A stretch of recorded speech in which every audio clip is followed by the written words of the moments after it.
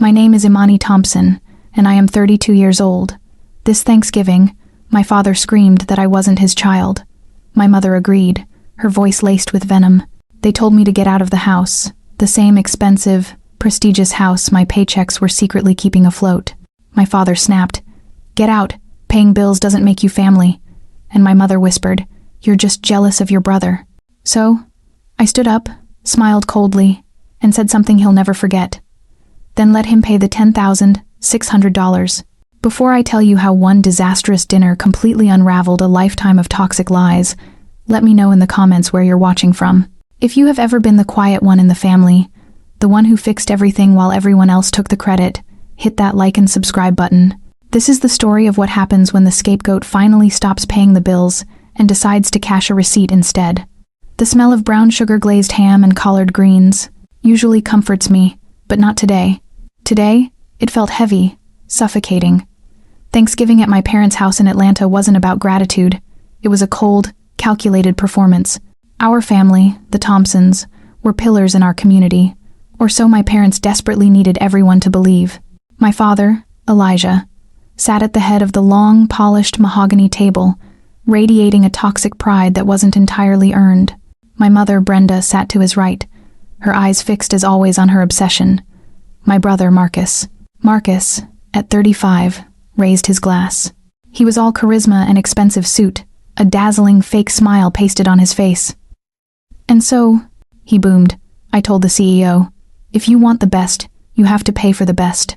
And just like that, a $500,000 contract, done. My mother, Brenda, clasped her hands together, her eyes shining with sickening proud tears. "Oh, Marcus, my baby boy, you are and always will be the pride of this family." She was obsessed with status, with how we looked, to the other affluent families in our social circle. "Ashley," she said, turning to my sister-in-law, "you are so lucky to have him." Ashley, who is white, flashed her brand new Cartier watch, a blinding flash of gold and diamonds. "He always spoils me," she purred, leaning into him. She relished playing this role, the sophisticated wife of the successful black entrepreneur, and she never let me forget the privileged position it gave her. This was the family script. Marcus was the star, the heir to the Thompson legacy. I was just Imani, the 2-year-old boring one, the one with the safe job. As a financial risk analyst, I lived my life in spreadsheets and data, a world my family found baffling and dull. I lived in a rented high-rise apartment downtown, a choice they saw as a complete failure compared to the sprawling suburban houses they felt we should own. My father's cold attention finally turned from his idolized son, and his gaze landed on me like a ton of bricks. The warmth vanished from his face. "And you, Imani," his voice cut through the false adoration, still pushing papers at that boring downtown job. I felt the heat of humiliation rise in my cheeks as every eye at the table swiveled to me. 32 years old, he continued, his voice laced with pure disdain. "No husband, no kids, still in that little apartment. Don't you feel ashamed looking at your brother? At what he's accomplished? Ashamed?" I thought of the call I'd made last month, quietly refinancing my own condo. Not an apartment, but my own property to cover an unexpected business loss Marcus had, which I knew was really a series of bad gambles. I kept my voice perfectly flat, perfectly calm. "My job is fine, Dad. It pays the bills." "It pays the bills?" Those 4 quiet words were the match that lit the final fuse. Elijah slammed his fork down onto his expensive china plate. The sound cracked through the room. "Pays the bills," he roared. Don't you dare get smug with me. You think the few dollars you send your mother every month gives you the right to talk back? A few dollars. I was paying the $600 monthly premium for their high-level health insurance, the one Marcus had conveniently forgotten to handle after he restructured their finances. Elijah was just getting started.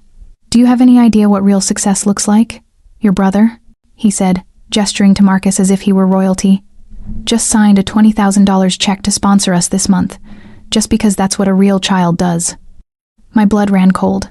$20,000. I froze, the fork halfway to my mouth. I knew exactly where that $20,000 came from.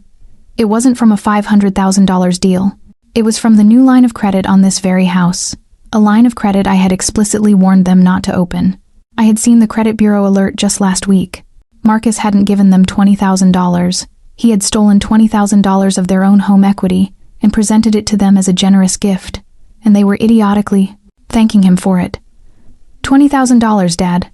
Do you even know where that money? Silence, he bellowed, his face turning a dangerous shade of red. This is Thanksgiving, my day. You are always like this, consumed by jealousy. You cannot stand to see your brother succeed, can you? I looked to my mother for help, for any sign of support, but she just shook her head, her face a mask of profound disappointment. Not in him, but in me. She leaned in, her voice a venomous, sibilant whisper. You're upsetting your father, Amani. Stop ruining the holiday. You're just jealous of Marcus. You always have been jealous. That was the word, the toxic, suffocating accusation that had defined my entire miserable life. When I got into Spelman on a full academic scholarship, I was just jealous of Marcus's networking skills at Morehouse, a school my father had to pay for in full. When I landed my first promotion at the bank, I was jealous that Marcus was brave enough to start his own business, a business my father gave him seed money for. For them, my quiet, steady, real success was an insult. Marcus's loud, flashy, and fraudulent failures, which I was always called to clean up in secret, were celebrated as taking big risks.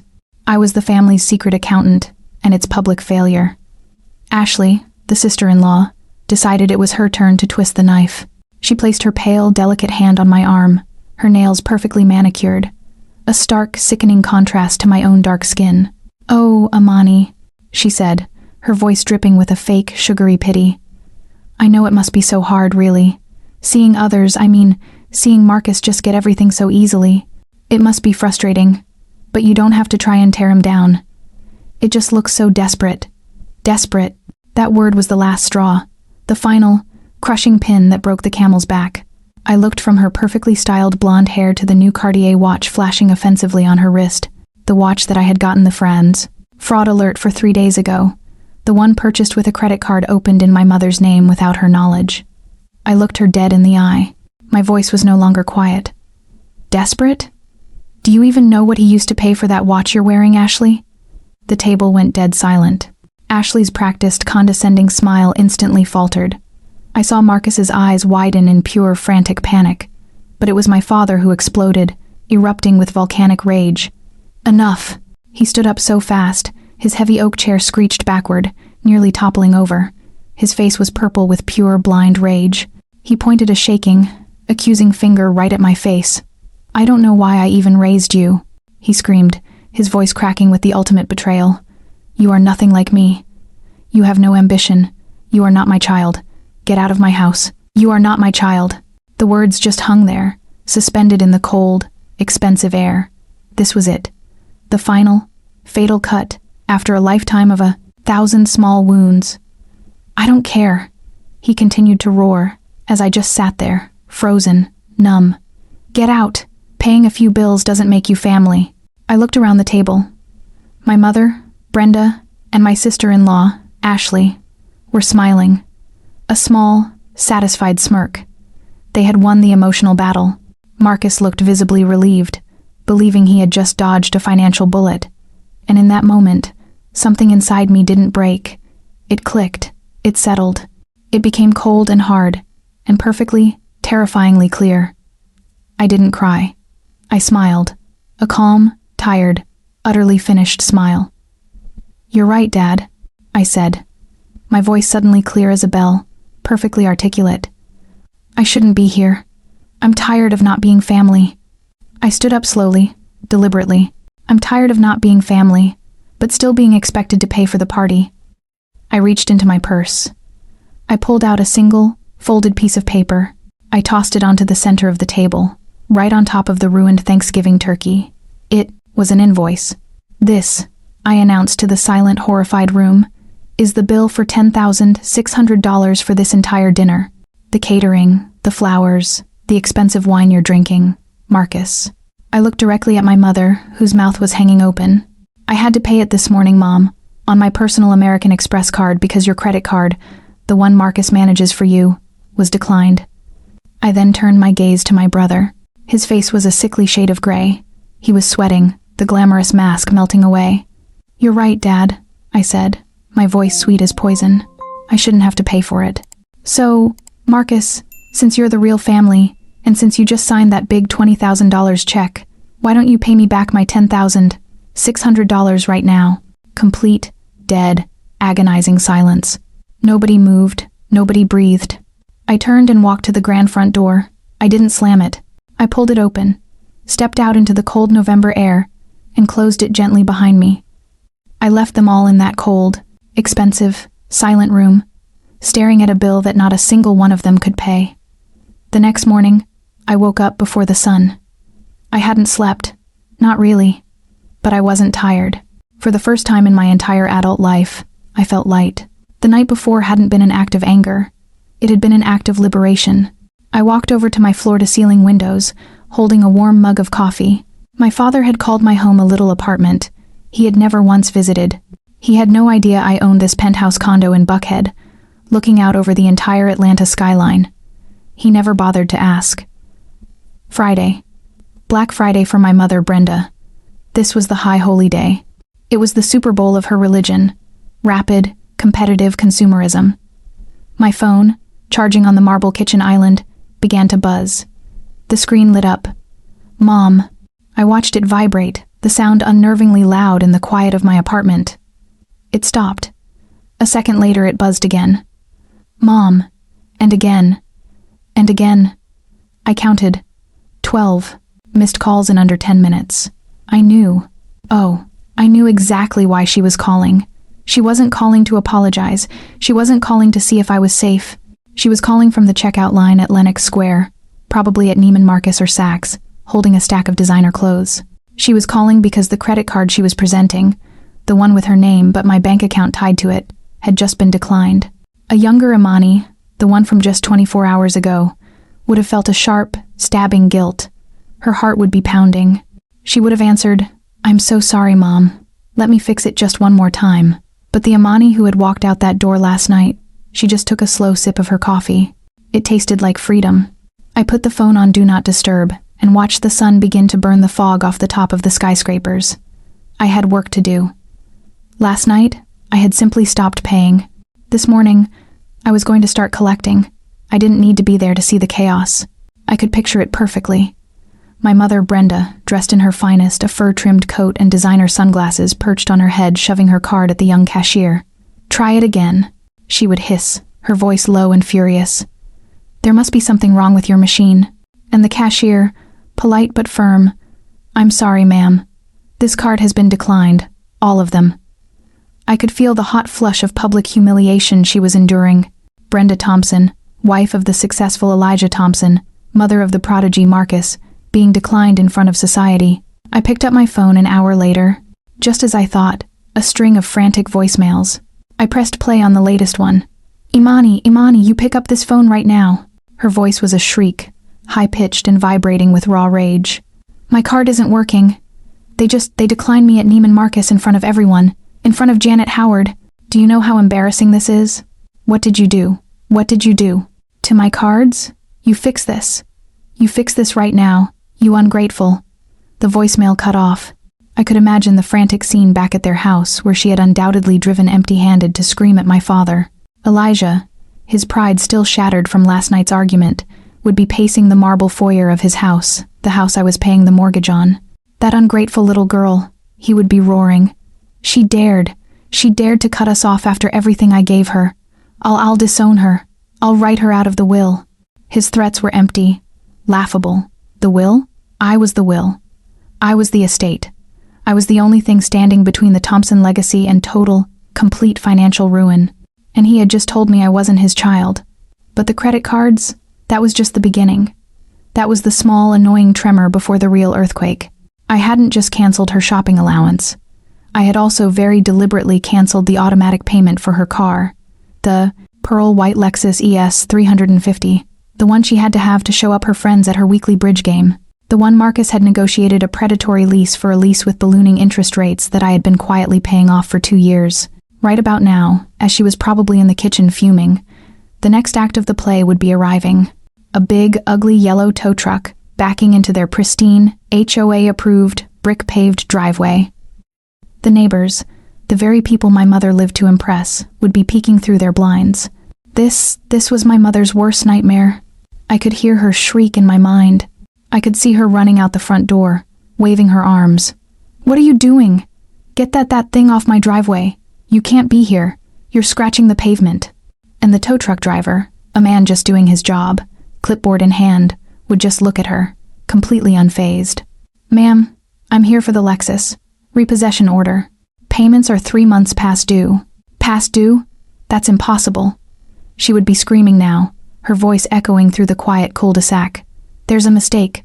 My son Marcus handles all the finances. He paid this. Or my daughter Imani. This is her fault. She's supposed to pay this." And there it was. That one toxic, suffocating phrase. She's supposed to pay. Not, "Can you help?" Not, "We're in trouble." It was an expectation, an order. For my entire adult life, I had been a function, not a person. A walking, talking, invisible bank account. Last night, my father had finally given me my severance package. "You are not my child. Paying bills doesn't make you family." He was absolutely right. It didn't. I looked at my phone. It was buzzing again. It was Marcus this time, the golden boy himself. I smiled, let it go to voicemail, and took another sip of coffee. The tow truck was just the opening act. The police and the foreclosure notice, they were the headliner, and they were due to arrive any minute. The chaos in the driveway was escalating. My mother's shrieks about her Lexus were attracting exactly the kind of attention she loathed. I could picture Mrs. Jenkins from 2 doors down the neighborhood, busybody peering through her blinds, getting a front row seat to the Thompson family's sudden, spectacular downfall. Brenda, my mother, was so busy arguing with the tow truck driver that she didn't notice the 2 police cruisers pulling up, their blue and red lights flashing silently, painting the brick facade of the house in strokes of red and blue. My father, Elijah, would have heard the commotion. He would have walked out the front door, not with fear, but with pure, unadulterated indignation. How dared this happen on his property? He would see the police cars, and his arrogance would immediately find a single target for his blame. Me. "What is going on out here?" he would demand, striding onto the lawn like a king whose court was in disorder. "Officers, what is the meaning of this? Did Imani call you? Is this some kind of harassment?" A tall, stern-looking police officer would step out, his hand resting calmly on his belt. He wouldn't be intimidated by my father's bluster. He'd seen men like Elijah 1,000 times. "Good morning, sir," the officer would say, his voice polite, professional, and utterly cold. "We're not here for a disturbance. We are simply here to keep the peace. This gentleman," he would add, motioning to the man stepping out from behind the other police car, "has official papers to serve to an Elijah and a Brenda Thompson." This new man was the real threat. He wasn't a cop. He was a man in a rumpled, inexpensive suit, holding a thick 9x12 manila envelope. He was a process server. He was the chaos I had been waiting for. He approached my parents, his face impassive. "Elijah Thompson, Brenda Thompson." My mother, momentarily silenced, would just nod, her eyes wide with fear. The man handed the thick packet to my father. "You have been served." My father took the envelope as if it were a snake. He stared at it. "Served? What is this? A lawsuit? Did that girl sue us?" The process server just shook his head. "Have a good day, sir." He turned, got back in his car, and drove away, leaving the 2 police officers to watch as my father, with trembling hands, ripped open the seal. "Brenda," my father would whisper, his voice suddenly small. "Brenda, what is this?" My mother would snatch the papers from him. Her eyes would scan the bold, terrifying headline at the top of the first page. "Notice of accelerated foreclosure." "4?" she'd shriek, the word tearing out of her. "That's impossible. That's a lie. We paid this house off. We paid this house off 20 years ago. This is a mistake. It's a horrible mistake."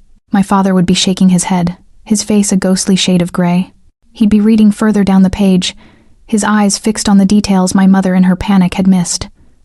"No, Brenda, it says we took out a second mortgage, a business loan, 6 months ago." He looked up, his eyes hollow. "Brenda, it says we borrowed $300,000 against this house." He kept reading, and then his body went rigid. "The loan was made out to Thompson Legacy Consulting." Thompson Legacy Consulting, the name of my brother's company, the fake shell corporation he used to funnel their money, and apparently, now their entire home. Both of them, as if pulled by a single invisible string, turned their heads. Marcus! He was finally emerging from the house, rubbing the sleep from his eyes. He had a silk robe hanging off his shoulders, annoyed that his privileged morning had been disturbed. What is all this noise? I'm trying to sleep. Did you guys handle that car thing? My mother, Brenda, walked toward him slowly, as if in a trance. She was holding the foreclosure notice, the paper trembling in her hand. Marcus, she asked, her voice a tiny broken thing I had never heard before. What is this baby? They say. They say the house is being foreclosed on. It says Thompson Legacy Consulting. Marcus, what did you do? Hysteria was creeping into her voice. You told us that was just you said it was just paperwork, a business guarantee. You said it was routine. Marcus's eyes darted frantically from the paper to the police officers who were still watching. They moved to the tow truck, which was now brutally hitching its chain to the Lexus. The mask, the charm, the expensive suits, the boasts of $500,000 contracts had all evaporated in the cold November morning sun. He was just a spoiled, terrified 5-year-old boy who had finally, definitively been caught. He started to stammer, backing away. It's a cash flow problem. It's temporary. I can fix this. I can fix it. He looked wildly between my parents, his eyes finally landing on my mother. Mom, call Imani. Call your daughter. Tell her to fix this. Tell her to pay it. Call Imani. Now. And just as Marcus was screaming my name, his voice cracking in absolute panic, a car pulled up to the curb. It wasn't loud. It just appeared. A silent, sleek black Tesla Model S, a car my family had never seen before. A car they didn't even know I owned because, in their arrogant minds, I was just the daughter with the little apartment and the boring job. The driver's door opened, and I stepped out. I wasn't wearing the clothes of the sad, overlooked daughter from Thanksgiving. I was wearing my armor, a sharp navy blue power suit, tailored perfectly. My hair was pulled back into a severe, elegant bun. I wore my darkest, most expensive sunglasses. I looked exactly like what I was, a senior financial risk analyst here to liquidate a portfolio of bad assets. My father, Elijah, saw me, and his fear instantly evaporated, replaced by the familiar, comfortable mask of his rage. This was the only way he knew how to talk to me. He pointed that shaking finger, the one holding the foreclosure notice, right at me. You, he roared, his voice echoing across the manicured lawns. You did this. You planned all of this. You're behind this. You ungrateful. The police officers tensed, watching the confrontation. The tow truck driver paused. My mother looked at me, her face a horrible mask of desperate hope, as if I were a magician who had arrived to make the tow truck and the police and the foreclosure notice all instantly disappear. I walked slowly up the stone path, my heels clicking with a rhythm that sounded like a cold, ticking clock. I stopped just in front of him, close enough that he could see his own furious, distorted reflection in my sunglasses. I calmly took the glasses off, folded them with precision, and looked him dead in the eye. My voice was ice cold. It didn't waver. No, Dad, I said, my voice cutting cleanly through his yelling. I didn't do any of this. I paused, letting the silence hang in the air for 1, 2, 3 seconds. I just stopped. He stared at me, his mouth half open, the accusation dying on his lips. Stopped? Yes, I stopped. This was the second, more brutal slap than the $10,600 dinner bill. I stopped paying the $5,200, I said, my voice perfectly level. That has been auto-drafted from my checking account on the first of every month for the last 5 months to cover the $300,000 mortgage you're holding in your hand. The one Marcus told you was just a business guarantee. My mother let out a tiny gasp. $5,000. I stopped paying the $900 monthly lease payment on that pearl white Lexus, I said, nodding to the tow truck that was now lowering the car onto the street. The one Marcus negotiated for you, which has been delinquent for the last 3 months, until I once again stepped in. I stopped paying, I continued, turning my gaze to where Ashley, my sister-in-law, was now hiding behind Marcus. I stopped paying for the American Express Platinum card, I said, the one Ashley has been using for her shopping trips to Phipps Plaza. Another $4,000 this month alone. I finally looked at my brother Marcus, the golden boy. He looked green. He was sweating through his silk robe on a cold November morning. And I stopped funding you, I said to him directly. That $20,000 check you so generously sponsored Mom and Dad with? That came from my retirement account. I transferred it to you just so you could look good for them, so you could keep this entire pathetic lie going for one more month. The air left my father's lungs in a rush. My mother looked like she was going to faint. Last night, I said, bringing my attention back to my father. You told me I wasn't your child. You screamed it. You said paying bills doesn't make me family. He stammered. I decided, I said, that for the first time in my life I was going to believe you. So, I went home, and I made one phone call to my bank. I canceled every single automatic payment, every transfer, every safety net that I had secretly put in place to protect this family from Marcus, to protect you from yourselves. My mother, Brenda, finally collapsed. The pride, the arrogance, it all shattered. She stumbled forward, grabbing my suit sleeve, her face a mess of tears and panic. No, Imani, baby, no, she sobbed. We didn't mean it. Your father, he was just angry. You know how he gets. You have to save us. You have to fix this. Please, Imani. Please. I looked down at her hand on my arm. I didn't move. I didn't comfort her. Fix what, Mom? I asked. The $10,600 last night was just for the party. That was a rounding error. I looked up, making sure all of them, my father, my mother, my brother, and his wife, could hear my next words. In the last 6 months alone, I have personally covered $114,000 of Marcus's debts, of his fraud. Ashley let out a small squeak of pure terror and looked at Marcus with an expression of absolute horror. She finally understood the true financial abyss. My father, Elijah, looked like he had aged 20 years in 20 seconds. He was leaning on the brick pillar of his porch, his knuckles white. But the storm I had unleashed wasn't over. Not even close. They were standing there, staring at the financial ruin I had meticulously revealed. They thought this was just about debt. They thought this was the worst it could get. They didn't know the chaos I had promised had another, far deadlier name. They didn't know that the next part was criminal. A few days later, they sat in a room that was the exact opposite of their chaotic, screaming home. It was a glass-walled conference room on the 40th floor of a skyscraper in Buckhead, the office of Miss Davis, my formidable attorney.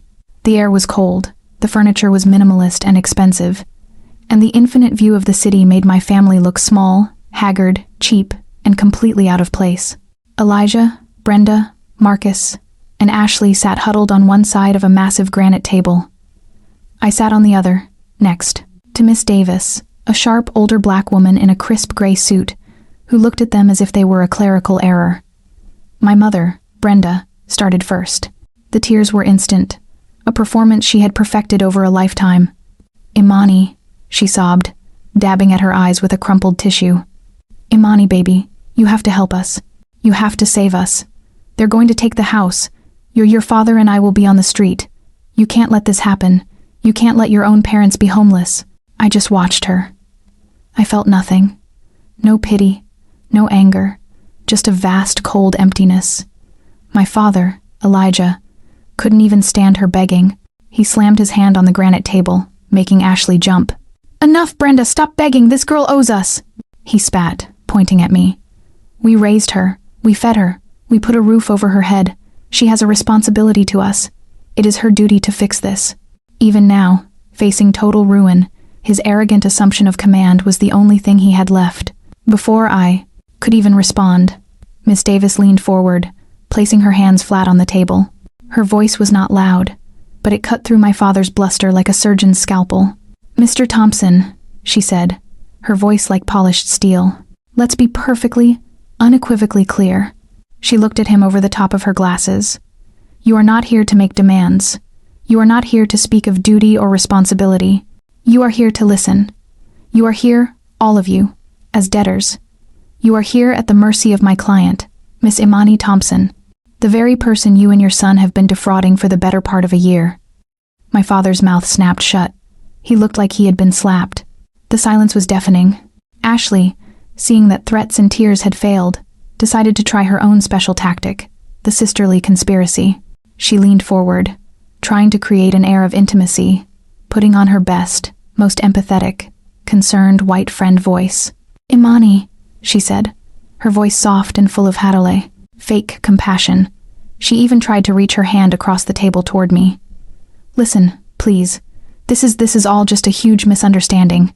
It's just numbers. Marcus, she said, placing a supportive hand on his arm. He just got in a little over his head. You know how ambitious he is. He did it all for the family, for all of us. We are family, Amani. At the end of the day, that's what matters. We can solve this, just us. We don't need all these lawyers involved, do we? I stared at her outstretched pale hand. I thought of the Cartier watch. I thought of her ugly smirk at the Thanksgiving table. I didn't say a word. I didn't acknowledge her hand. I simply picked up my tablet from the table in front of me. I tapped the screen once, waking it up. Then I slid it silently across the polished granite. It stopped directly in front of Marcus and Ashley. On the screen was a PDF document. The logo at the top was clear. The United States Small Business Administration. It was a loan application. I finally spoke. My voice was as cold and clear as the glass walls surrounding us. A misunderstanding, Ashley? I asked, looking directly at my brother Marcus. Is that what you call this? Marcus's eyes were glued to the screen. Do you think, I said, my voice dropping low and dangerous, that forging my father's and mother's signatures on a federal loan application for a $300,000 SBA loan is a misunderstanding? Marcus? The color instantly drained from Ashley's face. She snatched her hand back from the table. My father and mother looked confused, then horrified, as they began to understand the criminal nature of the debt. SBA loan? What SBA loan? My father stammered. This, I said, is where the debt becomes a crime. My father, my mother, Marcus, Ashley, they all stared at the tablet. They thought it was a bluff. They thought I was just repeating a rumor. Miss Davis cleared her throat. My client, she said, is not a speculator. She is a forensic professional. Please, Miss Thompson, proceed, Miss Davis commanded. I leaned forward. My boring job, Dad, I said, my voice quiet, cutting into his shame. Asterisk is not pushing papers. I am a senior risk analyst. My entire job is to audit multi-million-dollar portfolios, analyze data streams, and find anomalies. I find fraud for a living. It's what I'm very, very good at. 6 months ago, I continued, I received an automated alert, one I set up years ago on my parents' credit profiles. A hard inquiry from the Small Business Administration. I thought that was strange. My father's construction company has been defunct for 10 years, so I did what I do. I investigated. I tapped the screen on the tablet. A new document appeared. This, I said, is the SBA loan application for $300,000 submitted by Thompson Legacy Consulting. And here, I swiped the screen, is the supporting documentation you Marcus submitted to get that loan. These are the profit and loss statements for your ghost company. $500,000 in revenue last quarter. Marcus, your company doesn't have a website. It doesn't even have a business checking account that isn't tied to Mom's savings. These numbers are a complete, and frankly amateur, work of fiction. Marcus was trying to stare a hole through the table. He wouldn't look at me. But this, I said, swiping again, zooming in on the signature page, is the problem. 2 signatures. Elijah Thompson, Brenda Thompson. These are very good forgeries, Marcus.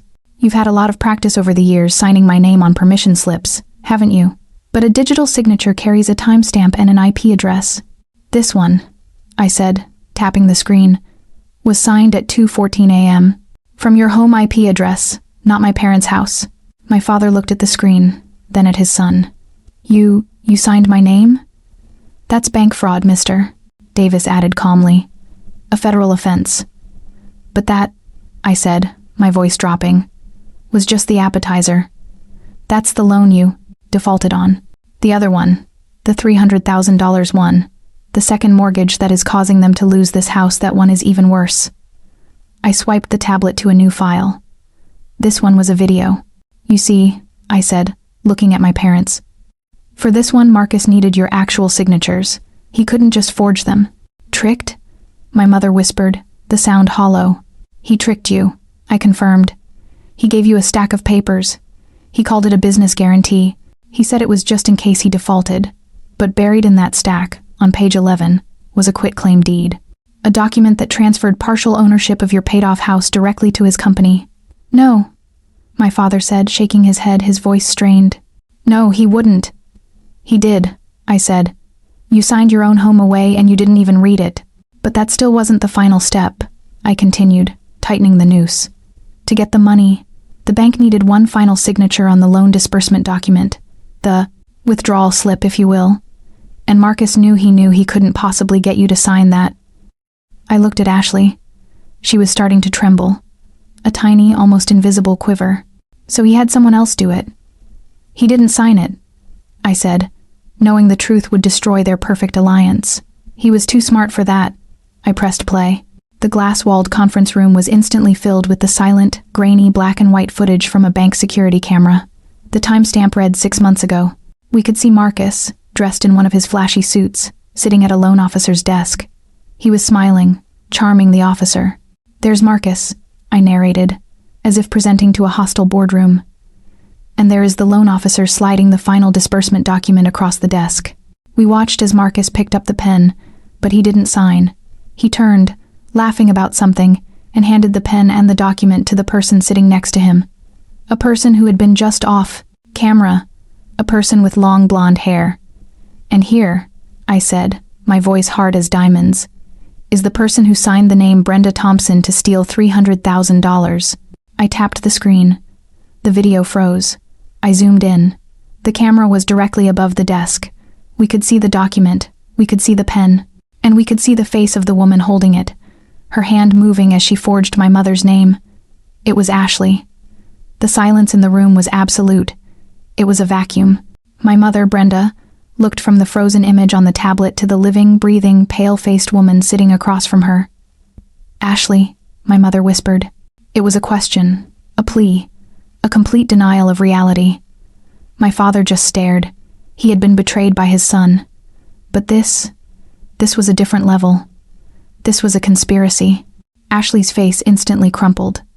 The pretty, condescending mask she had worn for years shattered into a million pieces. She was white as a sheet, her eyes wide with pure animal terror. I, she stammered, looking wildly around the room. I didn't know. I didn't know what it was." She turned on Marcus, her voice suddenly becoming a desperate, hysterical shriek that echoed off the glass walls. "He told me. Marcus, tell them you made me." She was on her feet now, pointing at him, tears streaming down her face. "You told me to do it. You said it was just a formality, a procedural thing. You said, She let out a choked sob, and the final pathetic truth came out. "You said my handwriting looked more like your mom's than yours did. You told me to sign it. You made me." She had just confessed, in a lawyer's office, in front of all of us. She had just admitted to a felony. Marcus stared at her. His face was not panicked. It was a mask of pure, unadulterated hatred. This woman, his partner, his ride or die, had just sealed his fate to save herself. He lunged across the table, or he tried to, his hands grabbing for her. "You're lying," he roared, his voice breaking. "You liar!" Elijah had to grab his arm to hold him back. "It was your idea," Marcus screamed, his face purple, spit flying from his mouth. "It was you. You were the one who was scared. You were terrified of being poor. You were the one who kept saying, 'We have to do something, Marcus. We're going to lose it all.' You pushed me. You told me to be aggressive. You said they owed us." And there it was. The golden couple, the legacy, the perfect, successful, enviable pair. They were nothing but two common, terrified criminals, tearing each other to pieces to see who would take the fall. The alliance was broken. The house of cards had well and truly and violently come crashing down. My father and mother just sat there, frozen. The explosion between Marcus and Ashley was just noise. The real wound, the one I could see them both processing, was the video. It was Ashley. My father had been betrayed by his son, the one he had pinned all his hopes on. But my mother had been betrayed by the daughter she had chosen. Brenda had always been critical of me, but she adored Ashley. Ashley was the one she went shopping with. Ashley was the one who was sophisticated enough, light enough, to be the public face of the next Thompson generation. Ashley was everything I wasn't. And Ashley had just been caught on video forging my mother's name to steal her home. My mother, Brenda, turned her head slowly, her eyes wide and full of a new, horrifying understanding, fixed on her daughter-in-law. "You," Brenda whispered, her voice trembling. "You did this to me. You sat at my table. You ate my food." After everything I did for you." Her voice started to rise, gaining a hysterical edge that had nothing to do with money and everything to do with a deep, crushing, personal wound. "I treated you like my own daughter. I told my friends you were my daughter, and you smiled in my face while you, Ashley, seeing her last possible ally turn against her, snapped. The fake tears were gone, replaced by a raw, ugly, entitled rage. "Me?" she shrieked, her voice cracking. "You did nothing for me. You did nothing for him." She pointed a shaking finger at Marcus. "You gave us nothing. You just talk. You talk about legacy and the Thompson name and the community, but there was no money." The words hit my parents like a physical blow. "There was nothing," Ashley continued, her voice now a desperate wail of self-justification. "Just this house and your pride. Marcus deserved more than that. He deserved a real start. I deserved more. I didn't marry into this family to be poor." So there it was. The entire pathetic truth. The golden boy was a fraud, and his perfect wife was just a gold digger who had come up empty. While they were all staring at her, this monster they had invited into their lives, I decided to deliver the final piece of undeniable data. I cleared my throat. They all looked at me, as if just remembering I was in the room. "She's right about one thing," I said, my voice cutting cleanly through the emotional wreckage. "There is no money." I looked at Marcus. "That $500,000 contract you announced at Thanksgiving, Marcus, the one that made Dad so proud?" Marcus, who had sunk into his chair, refused to meet my eyes. "That was a lie," I stated, reading the data like a report. "My boring job," I continued, my voice quiet, but carrying in the dead silent room, "gives me access to certain databases, public records. I ran a check on you, Marcus, and on Thompson Legacy Consulting. You didn't sign a contract. You filed for Chapter 7 personal bankruptcy." The words hit them like artillery fire. "You filed last Friday morning, the day of the Black Friday chaos. You don't have a single penny to your name, do you?" This was the end. This was the final, killing blow to the myth of the golden boy.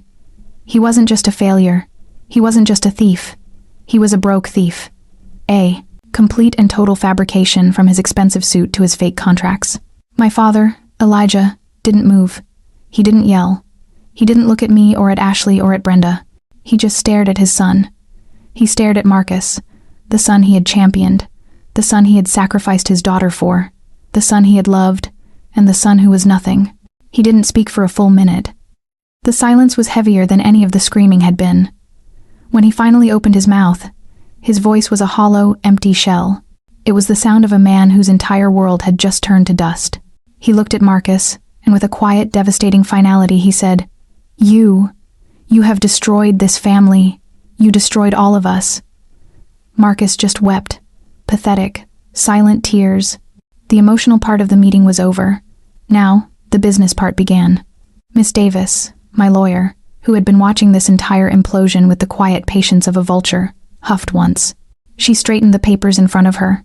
"Well," she said, her voice crisp and loud, bringing the room back to cold attention. "Now that everything is perfectly clear, my client, Miss Imani Thompson, has a proposal." The screaming finally subsided. Marcus and Ashley were sitting on opposite ends of their side of the table, breathing heavily, refusing to look at each other. They were finished. My mother was weeping into her hands. My father just stared at the granite tabletop. All the power in the room, all the arrogance, all the legacy, had drained out of them, and it had all flowed to my side of the table. Miss Davis let the heavy, toxic silence hang in the air for a full minute, allowing the crushing reality of their situation to settle on them like a shroud.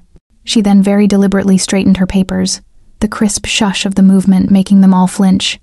"Now that all parties," she said, her eyes sweeping over them, "are in full possession of the facts, my client, Miss Imani Thompson, has a proposal." 4 pairs of eyes snapped to me, not with defiance, not with anger, but with a desperate, animal fear. They were drowning, and I was the only one on the shore. Brenda, my mother, was the first to speak, her voice a raw, desperate croak. "Imani, please, the house. I don't care about the car. I don't care about anything else but the house. Your father's house. Please, you can't let them take our home." I looked at her, and then at my father. His home, the house that was a monument to his pride, the house that was never a home to me. It was just the stage for their performances. The place where I was the permanent, unthanked, invisible stagehand. I let them sit in that terrible, suffocating silence, the one they had so often forced me to endure. Finally, I spoke. I will save the house. The relief that flooded the room was a physical, repulsive thing. Brenda let out a sob of pure, unadulterated gratitude, as if I had just granted her a miracle. Elijah, my father, looked up at me, his eyes, red-rimmed, a flicker of disbelief and hope in his eyes. Even Marcus, the architect of this entire disaster, lifted his head, a pathetic, hopeful look on his tear-stained face. They thought I was bluffing. They thought I had come here to scare them. And now, having made my point, good, reliable, responsible, Imani would step in and make it all go away. They thought the old dynamic was back. They thought I had come to fix it. I let the hope hang in the air for a second, and then I brutally took it away. But, I said, that one word cutting them down like a gunshot. Everyone froze. But not for you. My mother's hopeful expression instantly crumpled into confusion. What? What do you mean, baby? I said, leaning forward. I am not paying off Marcus's $300,000 fraudulent loan. That money is gone. I am not throwing good money after bad. That would be a terrible financial decision. But the foreclosure, my father stammered. I will let the foreclosure proceed, I said, calmly. No, Brenda shrieked, lunging forward. Let me finish, I said. My voice was so cold, so final, that she actually sat back down, terrified. I will let the bank foreclose, I continued, and at the foreclosure auction, I will be the sole and primary bidder. I will purchase the house free and clear of all your debts from the bank. It will be my property. The deed will be in my name, and my name alone. The reality of what I was saying began to dawn on them. My father's face went from pale to red to a shade of purple I remembered from Thanksgiving. You vulture, he whispered, his voice shaking with a new, terrifying rage. You'd do that. You'd kick us out. Your own parents. After all this, you'd kick us out onto the street. He was so predictable, always reverting to the victim. No, Dad, I said. I almost smiled. I'm not going to kick you out. I'm not you. I'm not as cruel as you are. He stared at me, confused, unable to compute this final twist. I'm going to lease it to you, I said. A total, blank, uncomprehending silence. I'm going to be your new landlord, I explained, as if to a confused child. I will have Miss Davis here draw up a formal, legally binding lease agreement. You and Mom can stay in the house, my house. I leaned in, savoring the moment of absolute, permanent reversal of power. The rent will be $1 a month, a symbolic, binding contract that you will sign, so that from now on, for the rest of your lives, every time you walk through that front door, every time you sleep in that master bedroom, every time you host a party in that backyard, you will remember. You will remember that you are living there solely and completely by the grace and the charity of the daughter you said wasn't your child. I looked at him, my eyes clear and cold. You will never, ever forget again who pays the bills. This was the true revenge. Not homelessness, not poverty, but humiliation. A public, permanent, inescapable reversal of power. They would get to keep their house, their precious appearance in the community, but they would lose everything else. Their pride, their authority, their legacy. They would be tenants in their own kingdom, and I would be the queen. My father said nothing. He just broke. He put his head in his hands, and his shoulders began to shake with silent, absolute defeat. Miss Davis, seeing that the first part of the proposal had been fully understood, slid another set of documents across the table, tapping them with her pen. And that, she said, her voice bringing the room back to a sharp, cold focus, brings us to the second condition, the one concerning Mr. Marcus Thompson and Miss Ashley. My father's quiet sobs were a strange, hollow sound in the sterile room. My mother was staring at him, her face a mask of blank shock. The house was saved, but their pride was utterly gone. They had been reduced to tenants in their own lives. But I wasn't finished. That was just the condition for my parents. Now it was time for the architects of the fraud. My gaze shifted, moving from my parents and locking onto my brother Marcus and his wife Ashley. They were sitting huddled, pale, and silent like two criminals in the dock, waiting for the judge to read their sentence. I looked at Marcus. You and Ashley are a different matter entirely. Miss. Davis picked up a thick stack of printed out evidence. The video stills, the bank statements, the forged signatures, the fake profit and loss reports. She tapped the stack on the table, a sound like a gavel. As we've established, I said, my voice clinical. Asterisk, asterisk. What you two have committed is not just family betrayal. It is bank fraud. It is identity theft. It is wire fraud. I let those words sink in. These were not family squabbles. These were federal crimes. My job, my boring job, has me working with federal prosecutors on cases exactly like this almost every month. I know precisely what this evidence means, and I know exactly what the penalty is. I leaned in, and for the first time, I let a cold, hard smile touch my lips. Asterisk, asterisk. With this file, with the bank's testimony and my parents' testimony, a prosecutor wouldn't even need to work hard. You would both be looking at a minimum of 10 years in a federal prison. 10 years. The blood didn't just drain from Marcus's and Ashley's faces. It was as if their very life force had been sucked out of the room. Ashley made a small, choking sound like a dying animal. Marcus looked like he was going to be physically sick.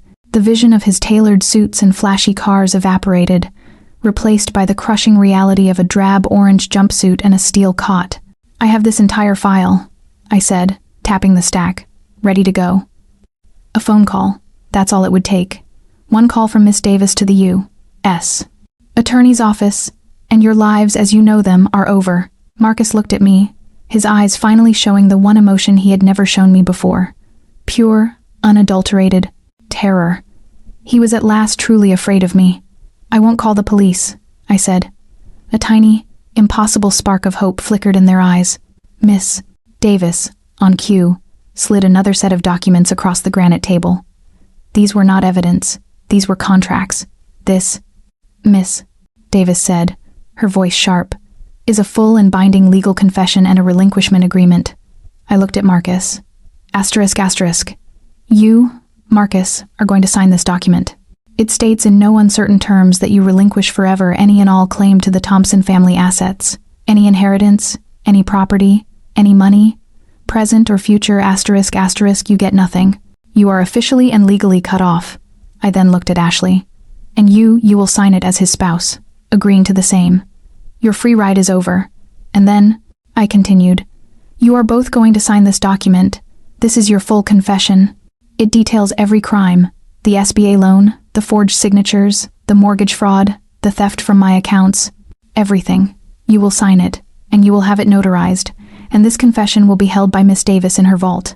It's my insurance policy. The moment you or Ashley ever step out of line, the moment I hear you are trying to scam anyone ever again, the moment you ever disrespect my parents or me, Miss Davis will personally walk this confession over to the federal prosecutor. I will own you for the rest of your lives. This was the true prison. Not one of steel bars, but one of paper. A life sentence of my control. Marcus was slumped, his head in his hands. He was a broken man. He had nothing. No money, no future, no escape. And one last thing, I said. I stood up, walking to the window, looking out over the Atlanta skyline. You, I said, looking at my brother's reflection in the glass, are going to get a job. A real one. Not a fake consulting firm. Not some get-rich-quick scheme. A real one, I clarified, my voice dripping with cold, precise finality. Not a fake consulting firm. Not some get-rich-quick scheme. A real 9-to-5. I turned around and looked at him, letting the weight of my next words crush his pathetic, entitled soul. I was doing some research this morning, I said, a small, cruel smile playing on my lips. The Amazon Fulfillment Center, the big one out in Union City, they're hiring for the night shift, picking and packing boxes. It's 10 hours a night, 4 days a week. It pays $19 an hour. I let the number hang in the air. $19 an hour. The man who had boasted of $500,000 contracts, the heir to the Thompson legacy. I think, I said, the cruel smile widening, it would be a perfect fit for a man with your ambition and energy. You, Marcus, the $500,000 CEO, are going to go work in a warehouse. You are going to learn, for the first time in your 35 years, what it actually feels like to pay the bills. My brother was a wreck. My sister-in-law was catatonic. And my parents were utterly defeated. The entire Thompson legacy had been dismantled in less than an hour, all by the daughter who was not family. My father, Elijah, had been silent ever since I announced that Marcus would be working in a warehouse. He hadn't moved. He just sat there, staring at the polished granite table, looking at the reflection of a man he no longer recognized. Finally, he looked up. His eyes were red, not with anger anymore, but with a deep, crushing, profound confusion. He looked at me, not as a king, not as a tyrant, but as a broken old man. His voice, when he finally spoke, was just a ragged whisper. It was the question he was most terrified to ask. Why? Why, Amani? He asked, his voice cracking. Why? Why did you do it all this time? All that money? Why did you cover for him? Why did you carry all of this? Why did you let it go on? He was asking why I had protected them. He was asking why I had let them treat me this way for so long. This was it. The final payoff. The one that had nothing to do with money or houses or prison. This was the emotional truth.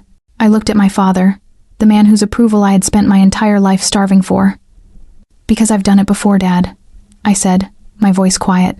He looked at me, confused. What? What are you talking about? I'm talking about 10 years ago, I said. I'm talking about when I was 22, just about to graduate from college. I'm talking about Thompson Construction, your company, the one you were so proud of. His blood ran cold. I could see it. He knew what I was about to say. I'm talking about when your company collapsed, I said, my voice clear and steady. When it went bankrupt, because you refused to modernize, because you were a terrible manager of your finances, because you ran it into the ground with your pride.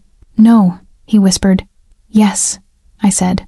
And when the creditors were calling, and the bank was seizing your assets, and you were about to be publicly, humiliatingly ruined and declared a bankrupt, failure, who do you think stepped in?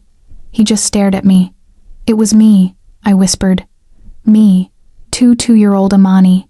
I took my entire college savings, the money I had earned from scholarships. I took out more student loans I am still paying off today, and I secretly, quietly paid your final debts. I negotiated with the creditors. I kept your name, the precious Thompson name, out of the bankruptcy filings. I kept you from being destroyed. The truth was finally out. He was not a successful man. He was a failure. And I had been cleaning up his messes and his son's messes for my entire adult life. I did it, I said, the words heavy with 10 years of wasted love. Because I didn't want to see you be destroyed. I protected your legacy, your real one, because I loved you. I let that hang in the air. Marcus, he just wanted the name so he could sell it. I just wanted to protect the man. I looked at him, my eyes clear, and for the first time, free of any tears. I spent 10 years protecting a father who, at the first sign of trouble, looked me in the eye and told me I wasn't his child. Amani, he choked out. So you asked me why, I said. That's why. But on Thanksgiving night, Dad, when you screamed those words at me, you finally set me free. Ashley didn't even wait for the ink to dry on the confession. She was the first one out of that lawyer's office, and she never looked back. The ride-or-die loyalty she professed was only good as long as the ride was in a Lexus. The second she understood that the Thompson legacy was a bankrupt, toxic sham, she was done. She hadn't just married a man, she had married a status. She filed for divorce less than 48 hours after our meeting. She thought she could at least get half of something, but she had forgotten about the prenup. The prenup was ironclad. Any assets acquired through fraudulent means were null and void. Since all of their assets were fraudulent, she was entitled to exactly nothing. She left the marriage with the same things she brought into it. A few suitcases of expensive clothes and a mountain of credit card debt in her own name. She was last seen waitressing at a chain restaurant up in Alpharetta, far from the Buckhead social scene she used to crave. And the Cartier watch? I had the bank repossess it. It was, after all, purchased with a stolen identity. She walked away with absolutely and definitively nothing. Marcus didn't have the luxury of disappearing. He was trapped by the confession he had signed. He was my puppet, and I held all the strings. And he was completely, utterly broke. The bankruptcy filing went through, wiping out his non-existent assets and finalizing his status as a financial pariah. Banks wouldn't touch him. So, he took the job. He actually did it. The great Marcus Thompson, the pride of the family, reported to the Amazon Fulfillment Center in Union City for the 10 p.m. to 8 a.m. graveyard shift. I heard through the grapevine that the first few weeks nearly broke him. The physical labor was something his soft, privileged body had never experienced. He, who used to boast about closing deals, was now just trying to meet his pick rate, scanning and packing boxes under the harsh, humming fluorescent lights. But the physical exhaustion was nothing compared to the social humiliation. In our tight-knit community, news travels fast. The story wasn't about the crime. I had kept that part quiet, as promised. The story that leaked out was in some ways even worse. Marcus Thompson, the boy genius, was a complete fraud. He hadn't made $1. He had been living off his boring little sister for years. He was a leech. The invitations stopped. The fawning friends vanished. His phone went silent. He lost his wife. He lost his car. He lost his status. He moved into a depressing, beige-walled studio apartment in College Park, the kind with thin walls and a view of the highway. For the first time in his 35 years of life, Marcus Thompson was actually truly paying his own bills, with the blisters on his hands to prove it. And as for my parents, Elijah and Brenda, I kept my final, devastating promise. I let the bank take the house, and then I bought it. The deed was transferred into my name. The house my father had built his identity around was now just another asset in my growing portfolio. I had Miss Davis send them the new lease, the $1 a month lease. My father signed it and mailed it back without a single word. They still live there. To the outside world, nothing has changed. The lawn is still manicured. The house is still the biggest one on the cul-de-sac, but inside, it is a mausoleum. The power is gone. My father, Elijah, the man of ambition who had disowned me, is a broken man. He doesn't roar anymore. He barely speaks. He just sits in his armchair, a silent, guilty ghost, a tenant in the house he once ruled. My mother, Brenda, tried a different tactic. She tried to pretend it never happened. After a few weeks of silence, the phone calls started. "Imani, baby, I'm making your favorite Sunday dinner. Pot roast. Why don't you come over?" I didn't answer. She would text me. "Imani, honey, I saw this dress at Saks. It would look beautiful on you. I was thinking of you." I didn't reply. She kept trying to fix it, to smooth it over, to pull me back into the old role of the dutiful, fixing daughter. She still hasn't figured out that the daughter she's calling doesn't exist anymore. They have their roof. They have their status. But they have lost everything that mattered. They lost their pride and joy, Marcus, to a warehouse. And they lost the daughter they threw away, who now holds the key to their front door.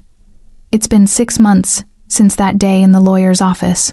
6 months since I signed the papers that made me the owner of my childhood home. 6 months since I walked away from the wreckage of the Thompson legacy and started to, for the first time, truly build my own. My apartment, the little apartment my father used to mock, is my sanctuary. It's no longer a place to hide. It's a place to live. In the mornings, the Atlanta sun floods through the floor-to-ceiling windows, and the entire space is filled with light. I filled it with plants big, leafy fiddle-leaf figs, and Monstera's life growing in every corner. My old life felt gray and suffocating, lived in the shadow of my brother's fabricated success. This new life is bright. It's clean. It's mine. That brightness isn't just in my home. It's in my career. 2 weeks ago, my boss called me into his office. I wasn't in trouble. I wasn't being overlooked. I was being promoted. I am now the director of risk analysis for the entire southeastern region. It was the promotion I had quietly deserved for 2 years, but had been too exhausted, too emotionally drained from my other full-time job of managing my family's disasters, to truly fight for. It's amazing what you can accomplish when you are no longer a full-time crisis manager for ungrateful people. It's incredible how much energy you have when you're not pouring it into a black hole of need and entitlement. All that focus, all that drive, it's all mine now, and it's paying dividends. I zipped up my suitcase. It's a brand new, sleek, hard-shell carry-on. My old one was scuffed and worn, dragged on far too many obligatory, joyless trips back to my parents' house for holidays that felt more like a summons than an invitation. But I'm not packing for a tense Thanksgiving. I'm not packing for a performative Christmas dinner. I am packing for me. In 3 hours, I have a flight to Lisbon for 2 weeks. 2 solid, unbroken weeks in Portugal. A trip I had dreamed of taking for 5 years. A trip I always told myself I couldn't afford or didn't have the time for. But that was a lie. I could always afford it. The brutal, sickening truth was that I was spending my Portugal money on my mother's car payments. I was spending my Lisbon money on the interest, for my brother's fraudulent loans. Not anymore. This isn't just a vacation. It's a reclamation. I checked my watch. My car to the airport was downstairs. I grabbed my passport, and just as I felt that first true, uncomplicated thrill of excitement, my building's intercom buzzed. Not my phone, my intercom, which meant someone was physically in my lobby. I frowned. I wasn't expecting anyone. I walked over and pressed the video button. My heart didn't stop, but it did a funny little kick.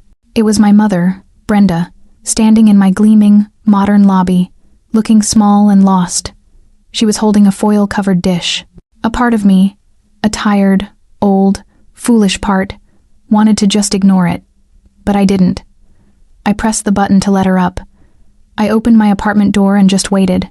She walked slowly down the hallway, her steps hesitant. She looked older. The defiance was gone. The arrogance had evaporated. She was just a woman. She stopped a few feet from my door, not daring to step inside. She held out the pie dish. It was still warm. "Imani, baby," she started, her voice small and soft. I know you're busy. I wanted to thank you, for the house, for everything." She tried a small, watery smile. I made you your favorite sweet potato pie." I just looked at her. Then I looked down at the pie in her hands. The pie with the perfectly fluted crust. The pie I had watched her make for Marcus, and only for Marcus, every single Thanksgiving and Christmas of my entire life. The pie that I, as a child, was not allowed to cut into until Marcus had taken the first perfect slice. The pie I didn't even like. My voice wasn't angry. It wasn't cold. It was just quiet and honest. "I don't like sweet potato pie, Mom." She blinked, the smile freezing on her face. What? Honey, what are you? "I've never liked sweet potato pie," I said gently. "You know that? That's Marcus's favorite." I looked her right in the eye. "My favorite has always been apple." The realization, the profound, 20-year-old gaping realization, washed over her face. It was devastating. She looked down at the pie in her hands as if she had just realized it was poison. She wasn't just holding a pie. She was holding the physical proof of her neglect. She had come to apologize, and in the very act, had revealed that she didn't even know who she was apologizing to. She had never, not once, truly seen me. "Oh," she whispered. Her hand trembled. "Oh God, I reached down and picked up the handle of my new suitcase. I looked at her, not with hate, but with a final, sad, settled pity. "I have to go, Mom," I said, my voice gentle but firm. "I'm going to miss my flight." I didn't wait for her to cry. I didn't wait for her to apologize again. "Have a good day." And I slowly, deliberately, and quietly closed the door, leaving her standing alone in the hallway, holding a useless pie. And finally, I was on the other side of my life. As I walked through the bright, open terminal of Hartsfield-Jackson Airport, pulling my new suitcase behind me, I felt a smile on my face. It wasn't a smug smile or a bitter one. It was just light. I finally understood. The sweetest revenge wasn't that moment in the lawyer's office. It wasn't about destroying them or making them pay or even the warehouse. The sweetest revenge was taking back everything they had stolen from me, piece by piece. My money, my time, the truth, and most importantly, my peace. They always tell you that you can't choose your family, and maybe that's true. But you can absolutely choose the exact moment you stop paying the emotional and financial bill for their toxicity. You can choose to stop setting yourself on fire just to keep them warm. Sometimes, I realized, losing the family you thought you had, the one you fought so hard to be seen by, is the only way you can finally truly find yourself. Have you ever had to make a difficult choice like that? A choice to protect your own peace from the very people who were supposed to be your safe harbor? Do you believe, as I now do, that financial independence isn't just about money, but that it's the ultimate key to personal freedom? What would you have done in my situation? I would love to read your stories and your thoughts in the comments section below. Please don't forget to like and subscribe and share this video. Share it with anyone in your life who might need to hear this, who might need a reminder that it is never, ever too late to close one door and book a flight out of another. The ultimate lesson from Imani's story is that financial independence is the ultimate form of self-defense. They saw her stability as a utility, not as a strength. Her power wasn't just in exposing the fraud. It was in her financial ability to stop enabling their toxicity. True freedom begins the moment you stop setting yourself on fire just to keep others warm. Your worth is not negotiable. Never ever finance your own mistreatment. Thank you for listening.